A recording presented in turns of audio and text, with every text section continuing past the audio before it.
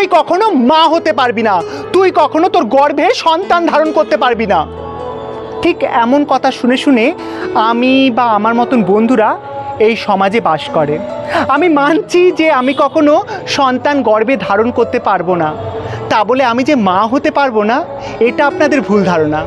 যেই সন্তানটা রাস্তায় পড়ে আছে, যে শিশুটা অনাথ আশ্রমে আছে, তাকে এনে কি আমি কোলে নিয়ে আমি কি তার মা ডাক শুনে আমি কি শান্তি পেতে পারবো না?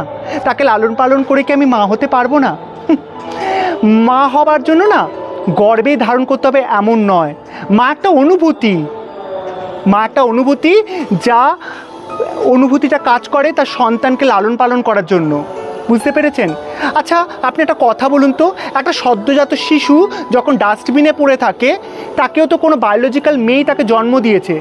তার মানে কি সেই মেয়েটাকে মা আদেও? মা হবার জন্য না গর্ভে নিতে লাগে না।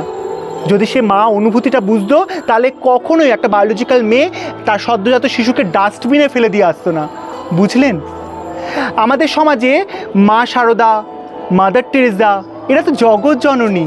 এরা কিন্তু কখনো নিজের গর্ভে সন্তান ধারণ করেননি, তা বলে কি তারা মা নন? তারা তো জগৎ জননী। মা হবার জন্য যে গর্ভে ধারণ করতে হবে, এই কনসেপ্ট থেকে এখন বেরিয়ে আসুন। আর আমাদেরকে কেন আপনারা বারবার এই একই কথা বলে কষ্ট দেন সেটা বুঝতে পারি না। আমরা কষ্ট হয়তো পাই কি পাই না সেটা হয়তো আপনাদের কিছু যায় আসে না, কিন্তু কোথাও গিয়ে একটা খারাপ লাগার বিষয় থেকেই যায়। তবু আপনারা আঘাত করে যদি আনন্দ পান, তাহলে দেবেন আঘাত, আর কি।